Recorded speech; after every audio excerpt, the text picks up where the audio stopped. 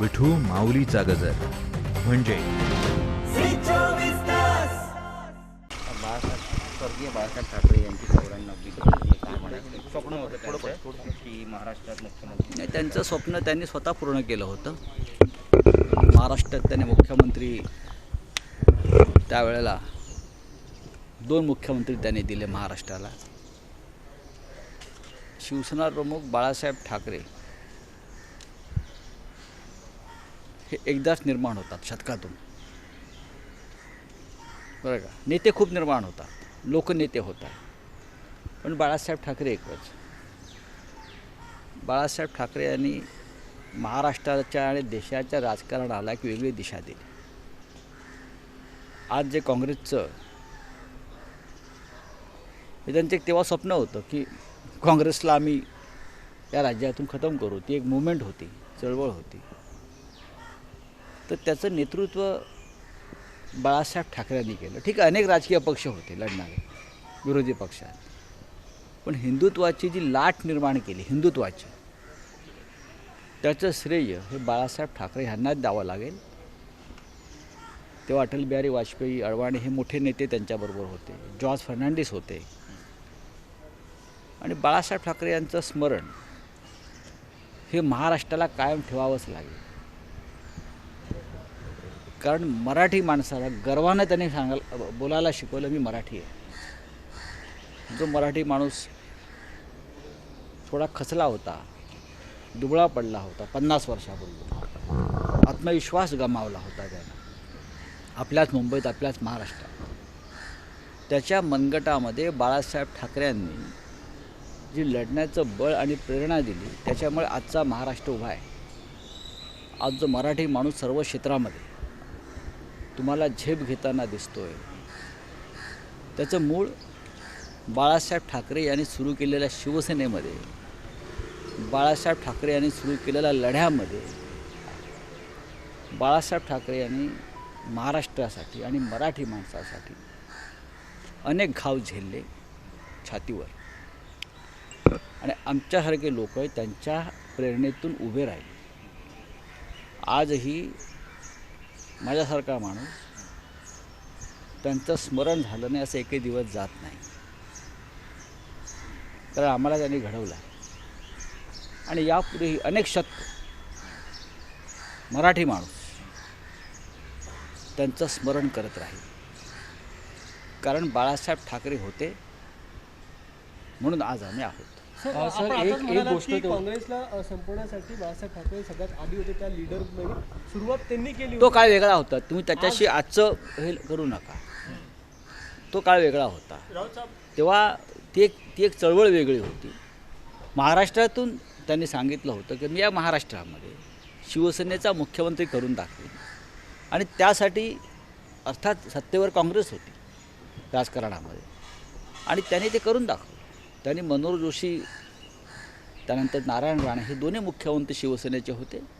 आणि ते फक्त बाळासाहेब ठाकरे यांच्यामुळेच होऊ शकले. किंबहुना महाराष्ट्रामध्ये आज जो भारतीय जनता पक्ष आहे आजचा, त्याचंसुद्धा श्रेय, ती ताकद जी आहे भारतीय जनता पक्ष, त्याचंसुद्धा श्रेय हे बाळासाहेब ठाकरे यांनाच द्यायला पाहिजे. जर शिवसेनेनं युती केली नसती तर ग्रामीण भागामध्ये भारतीय जनता पक्ष आज जो दिसतो वाढलेला, तो दिसला नसता. हे सत्य भाजपचे सहकारी पण स्वीकारते. राहुल सर, एक कुठेतरी प्रश्न, बनाने वाले की बात नहीं कही. महाराष्ट्र में भारतीय जनता पार्टी को गांव-गांव में पहुंचाने वाले बालासाहेब ठाकरे हैं. क्योंकि महाराष्ट्र में उस वक्त बीजेपी नहीं थी, शिवसेना ही थी. तो बालासाहेब ठाकरे ने उनके साथ जो अलायंस किया, युति बोलते हैं हम उनको, उसकी वजह से महाराष्ट्र के गांव-गांव में शिवसेना के साथ भारतीय जनता पार्टी का भी प्रचार और प्रसार हुआ. और हमारे लिए उस वक्त गर्व की बात थी कि हम सब लोग गर्व से कहो हम हिंदू हैं, इस नारे से एक साथ आए थे. लेकिन फिर भी बालासाहेब ठाकरे हमें याद रहेंगे महाराष्ट्र में. वो मराठी मानूस, मराठी अस्मिता को जो ताकत, जो तेज, जो ग्लैमर दिया है, वो बालासाहेब ठाकरे ने दिया. रीजनल पार्टी की पॉलिटिक्स इस देश में जो चल रही है, उनके कर्ता धर्ता, उनके निर्माता वो बालासाहेब ठाकरे है और कोई नहीं। पण भाजप वारंवार आरोप करते आणि हिंदुत्वावर सुद्धा प्रश्न उपस्थित करते। हिंदू हृदय सम्राट इस देश में और विश्व में वीर सावरकर और बाद में बालासाहेब ठाकरे, उनको ही मैं मानता हूँ। सर, भाजप वारंवार हिंदुत्वावरती प्रश्न उपस्थित करते। हां. भाजप वारंवार हिंदुत्वावरती, शिवसेनेच्या बघा, हिंदुत्वावरती- भारतीय जनता पक्षानं कोणते प्रश्न निर्माण करू नये, त्यांची प्रश्नपत्रिका जी आहे बरं का, ही अजून चाचणी परीक्षेतसुद्धा आलेली नाही आहे महाराष्ट्राच्या. राऊत सर एक फक्त प्रश्न आहे. आजचा जो सोहळा आहे त्याच्यात सगळीच मंडळी जी एकत्र येतात, हेच खरं तर महाराष्ट्राचं राजकारण होतं. सर्व पक्ष एकत्र बाळासाहेब ठाकरे सगळ्यांचे होते. बाळासाहेब ठाकरेंनी महाराष्ट्राला काय दिलं असेल तर बाळासाहेब ठाकरेंनी महाराष्ट्राला एकसंघ महाराष्ट्र, बरं का, जातीपातीविरहित महाराष्ट्र आणि मराठी माणूस, राजकारणापलीकडला मराठी माणूस एकत्र येऊन त्याने महाराष्ट्र घडवला पाहिजे, हे बाळासाहेब ठाकरेंचा मंत्र होता आणि स्वप्न होता. म्हणून आज त्यांच्या ज्या भव्य प्रतिमेचं अनावरण होत आहे मुंबईमध्ये ऐतिहासिक, त्याला सगळ्याच पक्षाचे प्रमुख लोक उपस्थित आहेत. मग माननीय शरद पवार असतील, राज ठाकरे आहेत, देवेंद्र फडणवीस जे आहेत, असे सगळेच बाळासाहेब ठाकरेंच्या व्यक्तिमत्वासमोर प्रत्येक राजकीय पक्ष, प्रत्येक नेता मतभेद विसरून हा कायम विनम्र झालेला सर, आहे. पश्चिम बंगाल के चुनाव को लेकर के जानना चाहेंगे। शिवसेना चुनाव लड़ रही है, लेकिन इस्तीफों का दौर कुछ इस तरीके से अभी जो है, आज बालासाहेब ठाकरे जी की जयंती है, हम उस बारे में ही बात सर, एक करें. शेवटचा प्रश्न, बाळासाहेब सगळ्यात जास्त कधी आठवतात? मला बाळासाहेब ठाकरे रोज आठवतात. असं आहे की मी रोज सामना काढतो त्यांच्याबरोबर. मी सगळ्याधिक काम केलेला माणूस आहे. बाळासाहेब ठाकरेंबरोबर मी सलग 30 वर्ष काम केलं आहे, जवळून काम केलं. त्यांचा माझा रोजचा सहवास होता, त्यांचं माझं रोजचं बोलणं होतं. त्यांनी माझ्यावरती खूप प्रेमही केलेलं आहे, बरं का. त्याच्यामुळे बाळासाहेब ठाकरेंची आठवण जेव्हा जेव्हा म्हणजे माझ्यासारख्या माणसाला ज्यांना सहवास लागला, मी असं एकही दिवस जात नाही की मला त्यांची आठवण होत नाही. विशेषतः सामनाची पायरी चढल्यावरती मला त्यांची आठवण येते. कारण लेखणी आणि वाणी ही त्यांची दोन अमोघ शस्त्र होती.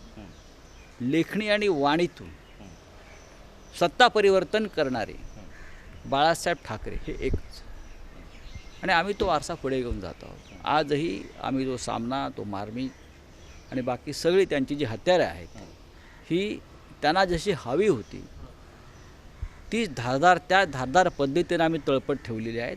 आमच्यासाठी हीच त्यांना सगळ्यात मोठी श्रद्धांजली आणि मानवंदन आहे. बीजेपी कह रही है कि आप लोग अपना हिंदुत्व भूल गए हैं, बाला साहब ठाकरे को भूल गए हैं, इस तरीके की आरोप बीजेपी करते रहती है। ठीक है, भारतीय जनता पार्टी को जो आरोप करना है कर लीजिए. हम तो ये नहीं कहेंगे कि आप अटल बिहारी वाजपेयी जी को भूल गए हैं. कोई किसी को भूलता नहीं, हर एक का योगदान होता है. जैसे अटल जी का भी योगदान है, अडवाणी साहब का योगदान है. अगर हमने कहा कि आप अडवाणी साहब को भूल गए, वो तो जिंदा है ना, जीवित है. बाला साहब ठाकरे को कोई भूल नहीं सकता. उनकी विचारधारा तो प्रखर हिंदुत्व की थी, लेकिन वो हिंदुत्व उनका खोमेनी टाइप हिंदुत्व नहीं था. बहुत ही प्रोग्रेसिव हिंदुत्व के वो करता धरता रहे हैं. राम मंदिर की लड़ाई बाला साहब ठाकरे के नेतृत्व में हमने भी लड़ी है, सबने लड़ी है.